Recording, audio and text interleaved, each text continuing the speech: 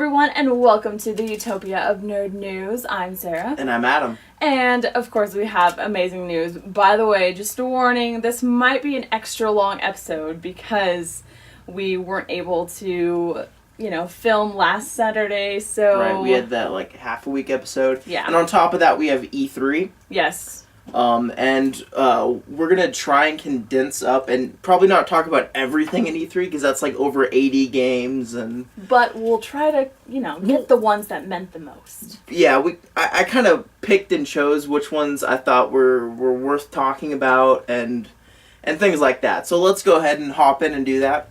The first one was a game that nobody was really expecting because it's a new franchise, and it's called Rise.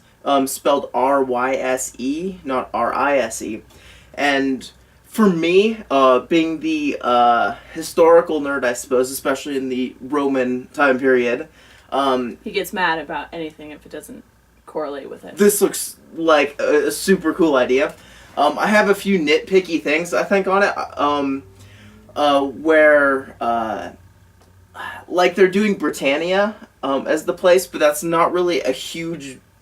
one of their huge stapled areas. It would have been cool to have, battling, Hannibal, or battling Carthage, or the Byzantine Empire.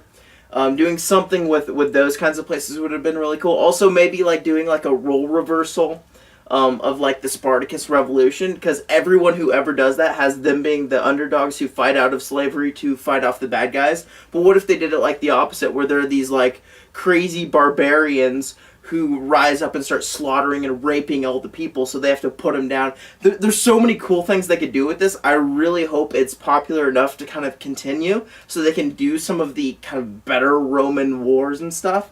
Because cool. This is the British... there's nothing wrong with them, but they weren't a huge part of what the Romans did over their, 900,000 year span. Yeah. There's definitely the potential, though. I love the way they did the trailer where they have the cinematics, they have the music and all those kinds of things, but they actually show some gameplay, even though this is early gameplay, because this is an Xbox One exclusive title. And so it's going to be probably a year and a half to 2 years before it's out. I don't know if it's going to be a launch title or not. I don't know. I don't think it's going to be like this. I kind of wish they just sat you down in the beginning of the battle and they would give you the commands, because you're a commanding officer. Right. And you could be shield wall here, and then we march and we stop, and all those things on my command, which they kind of show, but it seemed like once you reach this point in the battle, everyone groups up, as opposed to you trying to be the military leader in the midst of the battle, trying to be the order amongst the chaos kind of thing, which is what made the Romans so great military-wise, is their tactics over the barbarians. I kind of wish it was like that. Or I really hope there's some kind of battlefield where they do their actual military thing where they lined up single file and they had their open columns, and once people got fatigued every couple minutes they would rotate them so they go to the back of the line. They keep doing that so they always had fresh soldiers at the front. I don't think they will, but I hope they do. There's so many cool things they could do with actual stuff. Look at him nerding out. And I won't be able to play it because I won't have an Xbox One. Yeah, that is one of the downfalls. I agree that it's just an Xbox One exclusive. When we were watching the trailer, I was like, oh my gosh, what is this for? And he's like, Xbox One. And I was like, oh. Right. But I do like that you are playing as a commanding officer. Right. Instead of just the generic soldier. That's really cool. That's right. Not done a lot. I just really hope they take the tactical approach to some of the things as opposed to just you're in a battle, kill people. Mm-hmm. I really hope you get all these different military kind of commands, and you have to rally the people that are around you, and there's not a specific linear path to beat a level or a battle or whatever. Mm-hmm. It's an open kind of do it how you do it, kind of like Dishonored and its stealth missions, or kind of almost Skyrim in a way. Just that open world kind of feel within the battle, I think would be perfect, but I don't think that's what's going to happen, unfortunately. Yeah. Moving on, one of the biggest announcements in all of E3 was the announcement of Kingdom Hearts 3 for the PlayStation 4 and the Xbox One. A lot of people are actually having problems with the it being on Xbox One thing. Throwing fits because all the other main games were PlayStation exclusives.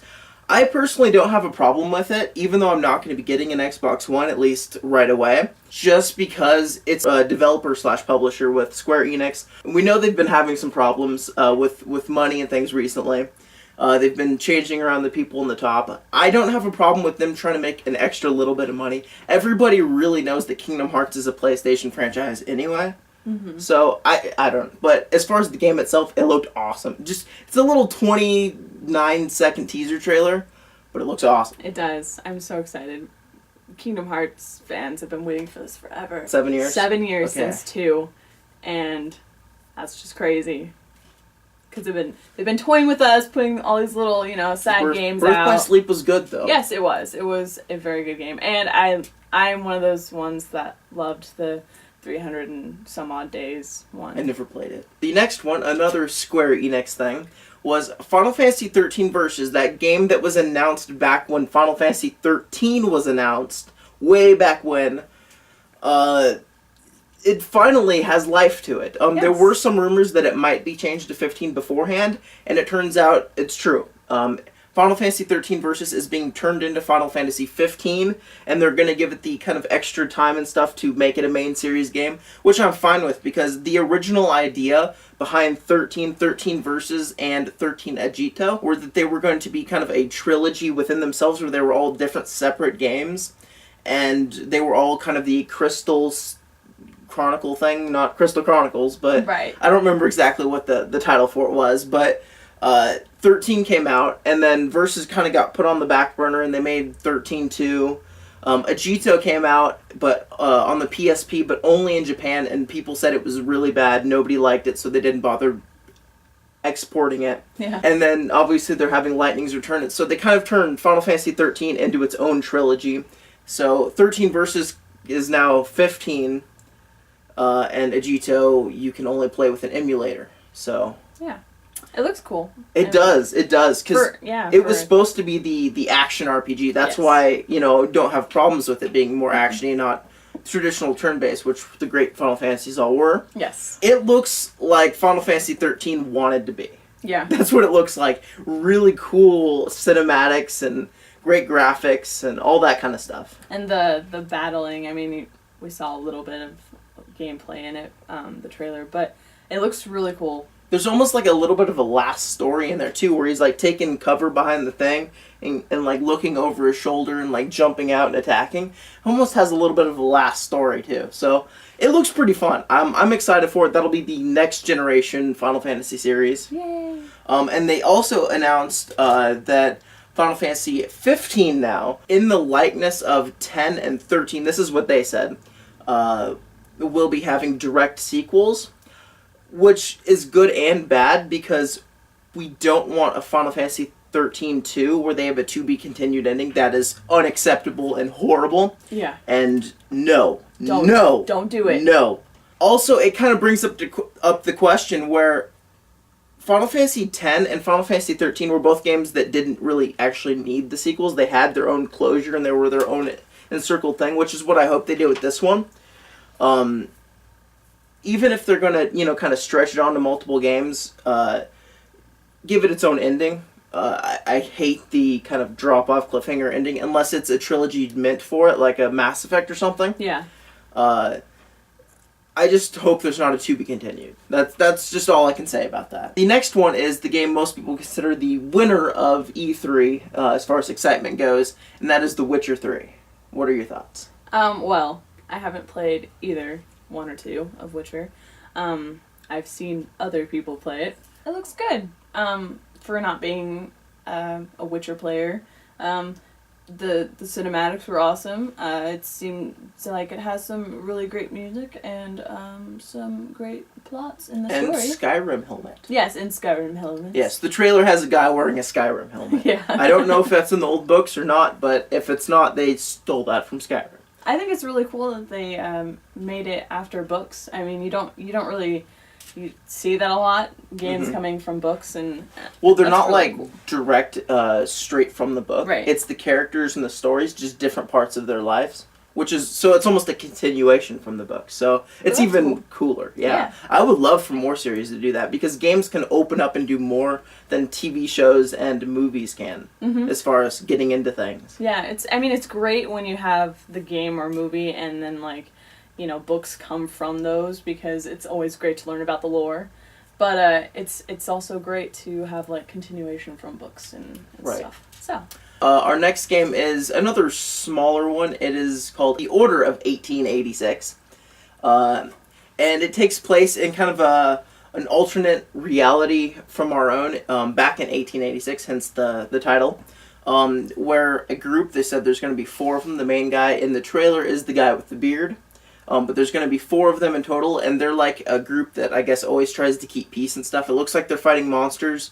I know you were mentioning they look like werewolves. My initial thought was it almost feels like they took Van Helsing and split them into a group and made a video game out of it. Yeah. That's what my thought was. That's but how it feels. I will give them their due credit on the trailer. They used in-game footage for their cinematics, which is nice because I hate when you get nothing but just a CGI made, so it's not even gameplay footage or anything like that. So I think it's worth keeping track of because it's an interesting premise, but we don't know a ton still. The next one isn't even worth throwing the trailer in the description info down below. Because it's literally a teaser trailer where at the end they say what the game is, and the game is something to be really excited for. It is Star Wars Battlefront 3, and it will be made by DICE, the makers of the Battlefield games. Yay! The first ones were awesome. I know you said you haven't played the Star Wars Battlefronts. I have the second one, you can borrow it. I'm so sheltered. But they're extremely fun. These are like the best third-person shooters ever. Like, because they're Star Wars, and they're really fun. And it's going to have online, which the other ones didn't because they were PlayStation 2. It's going to be so good. I'm so excited for this. I'm excited too. The next one is another one I'm super, super excited for. Though the trailer didn't do a lot for me, which is Dragon Age 3. Yep. Speaking of ones where there's absolutely no gameplay footage and it's nothing but a CGI-made trailer, this is it. It was kind of cool to see some of the familiar faces with Varric, that one girl at the beginning. Well, yeah, at the end with Morgan. Yeah. I was getting to that. Sorry. I was getting that. That was the big part of the trailer. You just ruined the trailer for them. You ruined it for them. Morgan shows up from Origins, so they can finally conclude that little chapter, hopefully. Yes. And the girl from Dragon Age 2. The next one is one that's coming out this console generation, coming out, I believe, this summer.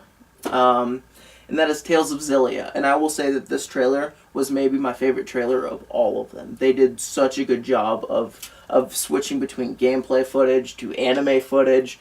The music was really well used. It was a fast-paced trailer, which got a lot to it. And it looked good. Like, the story sounds like it's going to be really good. I hope it's more like a Tales of the Abyss, where it's just this huge, deep story with massive turns in it. So far, like, Vesperia was good, but it wasn't that good. Its combat was better, but the story wasn't as good. And Legendia came out in between then. It's a really own unique Tales game. Amazing music. Grace's F came out, and I don't know, there were just parts of Grace's F I didn't like, so I'm really hoping this one's a lot more like Abyss. And it looks like it's kind of having that darker tone. It's almost like halfway fantasy, halfway like steampunk almost. It looks really good. I'm really excited for this one. And another game that a lot of people got excited for, another Xbox One exclusive, another sci-fi shooter for the Xbox One with Titanfall, which looks pretty cool. It looks pretty cool. It really does. They don't show a ton, but what they do show, it looks like they're focusing a bit more on story than like a Halo. Yeah. Which is nice for single-player purposes. But as far as the actual game, the reason I give a lot of crap to most shooters is because they're completely unoriginal with their gameplay. They're literally like copy and paste. Who can do the exact same things better? But this one, we know that there's going to be some really unique things. The smaller of which is they all have like these like rocket pack things, and you can like kick off the wall and fly off it and stuff. So cool. And then these huge mechs. Yeah, and that's the big one, is you can get inside the mechs, which they didn't show anything about how the mechs are going to work. So that's going to be kind of the big wait and see. Because if the mechs work well, this game is going to be amazing. And that's really all we're going to talk about as far as the Xbox One exclusive. So we only have 2 of them with Rise and Titanfall. They are going to have some more. I know Dead Rising 3 was another one people got excited for. I never got into them. I played like 10 minutes of the first one, got bored, and never picked it up again. Yeah. But I'm not a huge like zombie lover, so... Yeah. Right, so it's just preferences. Moving on from that, we got some news that Peter Dinklage was actually added to the voice acting cast of the video game Destiny, which is Bungie's new game, which will be out for multi-platforms. That's cool. So that's just a cool thing. Always good to see Peter Dinklage getting work. Yes. Okay, so a fun little poll was done, right? Or not really poll, but a research project in a way, where people decided, all right, now that E3's over, let's take a look at all the amount of pre-order bonuses for the PlayStation 4 and the Xbox One. And right now, the PlayStation 4 is actually winning 3-1, which is an absurd number. That is. When you really think about it. That's a huge number. So Xbox, well, we all know Xbox is down right now. All PlayStation has to do is just stay on top, even though they just literally beat the crap out of Microsoft with their press conference and embarrassed them, and it was hysterical, and Twitter blew up. And our last little thing on video games, I know, again, this was long, but this is E3 week, so... Yes. And for you Nintendo fans, really you only had one thing of real note, which was for Super Smash Brothers, you guys get Mega Man. Woo! Which is great, because he's kind of one of the kind of video game founder kind of people. One of the grandfathers. And I don't know if Sonic's staying. I hope he is, because then you can have Mega Man, Sonic, and Mario all fighting each other, and even Donkey Kong, and those would be kind of the four, like, original huge gamers. Yes, I'm taking Pac-Man out of there. Well, Hoping they do enough so he plays differently than Samus. The trailer looked cool that they made for him. It did. And I'm also hoping this means Zero is going to be in there. So, moving on from video games to movies, finally out of the video games. First quick one is Purge 2 is underway for production. I watched it. You can watch the review if you want. Hopefully they get new people to make the movie, because the writing and the directing sucked. So you know how we keep getting more and more actors to join Guardians of the Galaxy? Yeah. We might have gotten another one. Who? We got an actor by the name of John C. Reilly. Oh, yeah. We talked about that. Did we? Yeah, because he was rumored. Oh, that's right. So. He was rumored. Yes. Well, now he's official. He's official. And he officially came out that his character was going to be Nova Prime. Which I was not excited for, and it came out like the day after that was wrong. He is not Nova Prime, so we still don't know who that would be. Oh. He is going to be Ronan the Accuser. Oh. Very cool. I don't know a ton about him. I know that he's of the Kree race, and I know in some versions of the comics that he is Thanos' son, so if they decide to use that, they can. But that's really all I know. The next thing is Emma Watson got the lead role for a new fantasy trilogy based off the books called Queen of Tearling. Have you ever heard of it? I have not. I read a quick synopsis. I haven't read the books or anything, but I guess it's something to do like a few hundred years after like the world falls apart. Everything, I guess, gets fantasized. I don't know the details, but they're already trying to market it as Game of Thrones for women, which makes me wonder why, because Game of Thrones isn't for men specifically. No, I watch Game of Thrones, people. There's a ton of female Game of Thrones fans. Yeah. In fact, Game of Thrones is very women empowering. Like, a lot of the most powerful people in it are women. Yeah. Yep. I don't get that marketing scheme, but, well, I do get it because it's Game of Thrones and it's popular. Yeah. And it makes people talk about it. Another Guardians of the Galaxy rumor that we had with Karen Gillan, we didn't have what character she'd be playing. We still don't know. It's still not official on what character she's playing. But the rumored character is a character named Angela. Yep. And the rumor comes solely based off the fact they both have red hair. But if this is true, Angela's like a sword-wielding, like metal bikini-wearing evil person. And if this happens, I'm calling it right now that she's going to fight Zoe Saldana's Gamora one-on-one, because movies always love to have cat fights with one girl fighting one girl, and they both wield swords. You know that that's going to be it. The biggest question for that is they're not entirely sure how Right Stuff is going to work with her, because she was originally created in Spawn, and the Spawn creators kind of are both taking rights for her, which can open it up for this. We'll see, because it's again just a rumor. The next one is something I'm actually really excited for and really opens the door to a different Marvel universe, which is the Spider-Man Marvel universe. An actor named Colm Fiore, you probably don't know him by name, you'd probably recognize his face. He plays in a villain in a lot of stuff. He was Loki's dad and the leader of the Frost Giants in the first Thor movie. He was one of the main villains in The Borgias, the TV show. He was on Revolution as the main bad guy. Oh, okay. That guy. He has been added to it, and his character's name is Adrian Toomes. Does that sound familiar?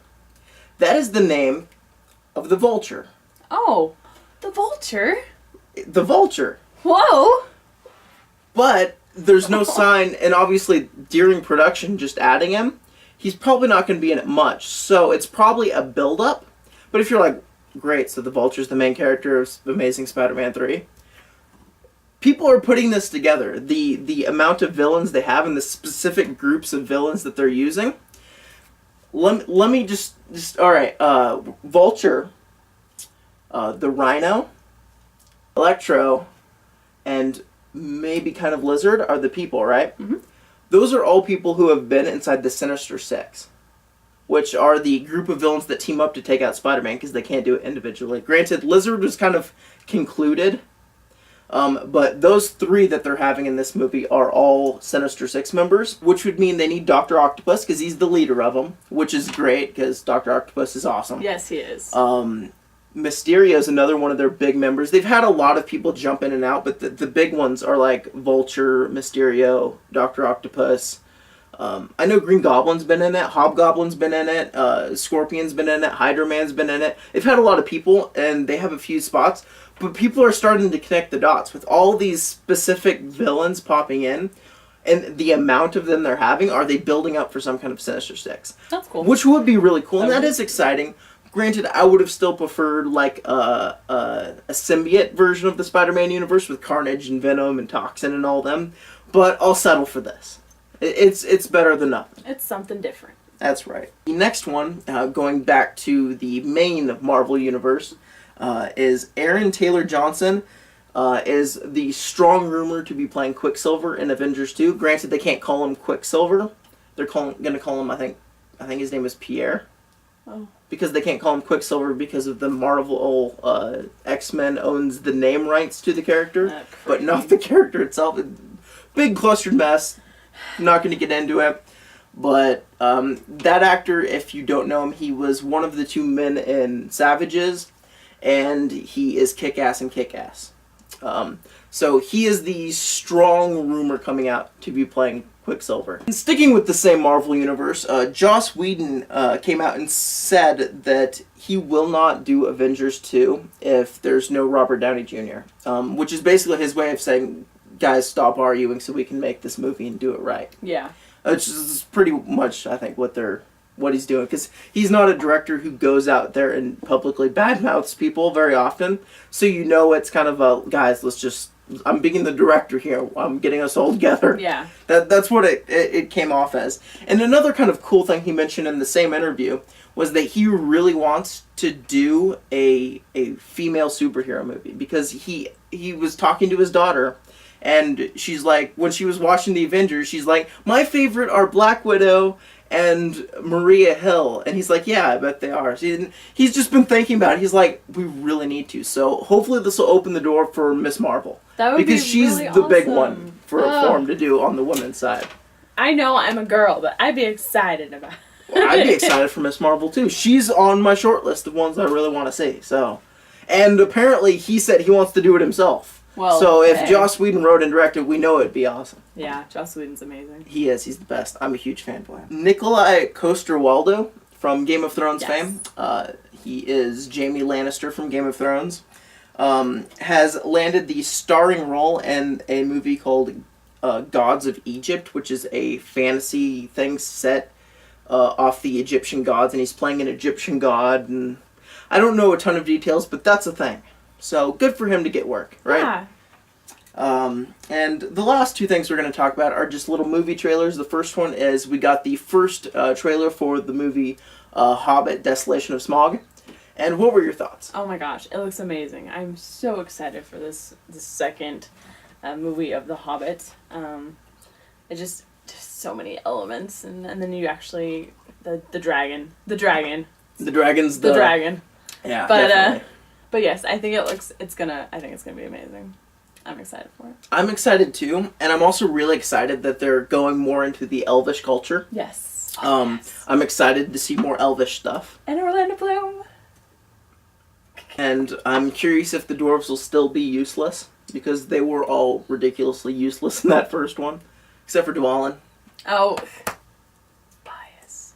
And the last one is, well, if you went to the Man of Steel movie already, you probably saw this trailer, but you might not have known that this was its debut. That is 300: Rise of the Empire. What were your thoughts on that one? Well, being one that hasn't seen the first 300, I know, shame on me. I need to watch it. But yes. It looks good. It looks interesting. That's about all I know. For me, getting past the fact that it should not be called the 300, because the 300 were in the first movie, and it was about the 300 Spartans, and this is post 300. They shouldn't call it the 300, but they are. So getting past that, it actually looked decent.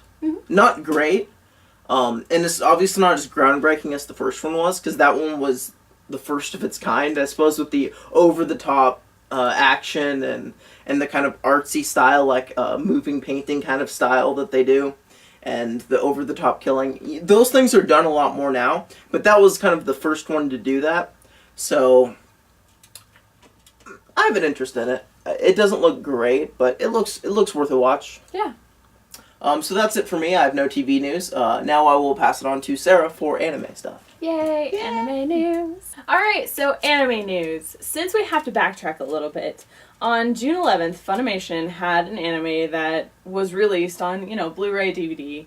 They always have these things going on where they're like, oh, we're going to release this one again, such and so forth. So the one that came out for June 11th was Sengoku Basara, and it's the complete series, seasons 1 and 2, and it's coming out on Blu-ray, DVD, and it's a combo thing. Another one that is coming out, which this one's coming out on Tuesday, the 18th. It's called Chrome Shelled Regios. It's the box set, but it's the save one. So if you're wondering what save means, because it's not that clear sometimes, save means super amazing value edition. So this one, it means it's going to be at a lesser price than what it normally would be. But it also means that it's not... You only get the first half of every episode. No, it's not as... Horrible. That would be horrible. It's not as high quality as the other ones are. So they won't put as much anime on the discs. Like, it might be a lot of discs. You don't get all the cool stuff. So that's kind of a downfall for a save. Anime. So anyway, some other Funimation news is that Funimation acquired the rights to Ghost in the Shell: Arise. Oh. And what it's about, it's a prequel set 1 year after the Fourth World War. Cyborg and hackers extraordinaire Motoko Kusanagi from the military's 501st Secret Unit finds herself wrapped up in the investigation of a devastating bombing. So that's kind of what a synopsis is of what's going to happen in this Ghost in the Shell. They said that they're going to have a special edition that is going to be subtitle only for English. It's going to be on a Blu-ray. It's imported Japanese oak hard, Blu-ray disc, and film strip along with English translation art book. So it's kind of the limited edition thing going on. But some good news is this is going to be on sale prior to Funimation's English home video release. And So probably wait. Yeah, probably Unless wait. you're one of those people who prefers the Limited edition the and the subtitle subtitle stuff. So, but if you want to check out Ghost in the Shell Arise, they are having a stream going on, and Bandai Visual is putting that on YouTube. It's 8 minutes long, and it's going on from yesterday, which is the June 14th to the 28th of June. So, if you want to check out like a little bit of to see what's going on, it's in Japanese, so you'd have to go through and get the English subtitles on the YouTube video. So, since Father's Day is coming up, Funimation put together a list of the top 10 dads from their animes. And they didn't put it in a specific order from, 10 to 1 or 1 to 10. Death. He is one of the dads on the list. Yes! Yes! Yes, Soul Eater makes it with Death Scythe or Spirit, whichever you prefer. He is one of the dads on the list. Another one is Goku from Dragon Ball Z, as well as Vegeta.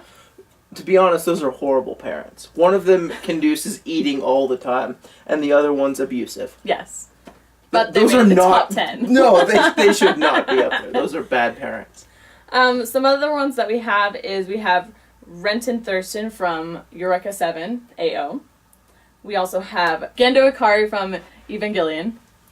We also have Dr. Jaeger from Attack on Titan. They also have Monkey D. Dragon from One Piece. Another one is Renka Fujioki, which you would not know of, but it's from Ouran Host Club. So that's really cool. She's excited. And these two, I'm really glad that made the list. We have Igneel from Fairy Tail. And then the one that I'm excited for that made the list was Maze Hughes, which is from Full Metal Alchemist. So those are the top 10 daddies for Funimation. So moving on in our anime news, Discotheque Media. I totally know what that is. Which, they are putting on this thing. They are releasing the 1994 Japanese-American Mega Man. Yes. It's the animated TV series will be released early next year, but it's going to be the complete series collection. It will have 27 episodes of Mega Man. So if you're a Mega Man fan, yay! This is a good episode for you if you're a Mega Man fan. Yes. So kind of a sad piece going on in the not only anime world, but also kind of the gaming a little bit. One Piece's Japanese voice actor Tako Ishimori, which I'm sorry if I pronounced the name wrong. This news is from June 8th. So the Wednesday, wherever this correlates, he passed away. He was 81 years old. He played some roles in this list of anime, which would be Buzzer Beater, Magic Knight, Ray Earth 2, Full Metal Alchemist Brotherhood, and outside of anime, he did roles in the PSP version of Tales of Fantasia. He was the Sorting Hat in the Japanese dub of Harry Potter. And he was also the first Harry Potter, by the way. And he was also Bashful in Kingdom Hearts Birth by Sleep. Oh. So, that's a sad loss. We lost a Kingdom Hearts person today. And a Tales of Fantasia. Also, moving on from anime, just a little piece of manga news. The Soul Eater manga will be ending in 2 more chapters in September issue of a magazine.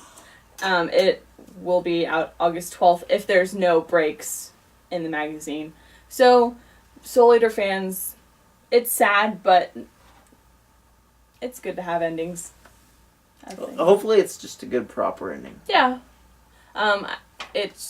They're in the final battle when this started, so hopefully it'll be a good Death ending. the Kid. We will miss you. And Patty. And the others. No, Blair. Blair's worth mention. Blair. But if you are a Soul Eater fan, also especially if you are a Soul Eater manga fan, you can also, pick up Soul Eater Not, which is the kind of parody of Soul Eater. But that's all I have for my anime and a little piece of manga news. Moving on to the book world. Pacific Rim Tales from Year Zero, which is the graphic novel. It's Legendary Comics. It is the prequel to the motion picture that's going to be coming out. It's the prequel to the Neo Genesis Evangelion movie that was rewritten and turned into Pacific Rim. Yes, it's coming out on Tuesday.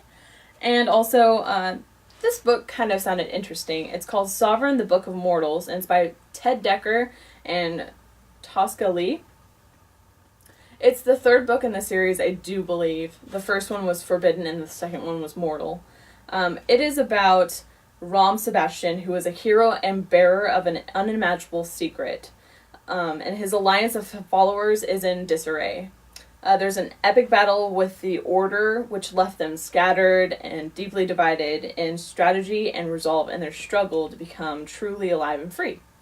So if you're a fan of this book series, there's a book coming out for you guys. It's coming out the 18th, so which would be Tuesday. So check it out. So, over the course of the week, Sarah will be having a book review for the first book in the Ranger's Apprentice series, The Ruins of Gorlan, or something like that. As well as we will have our first comic book review. Yes, we're adding this category of comic book. This comic book, we're starting in the beginning of the Guardians of the Galaxy, which it is the first 6 comics of the Guardians of the Galaxy, which is the Quest for the Shield. So, it's great. I love it. Yeah, so be excited for those reviews. And we will see you guys next week. Up there is a subscribe button. I'm going to stop hitting this now. I'm sorry. And up there is the mystery box. And that was our show. Yay! Bye. We promise. Yeah. Bye. Bye.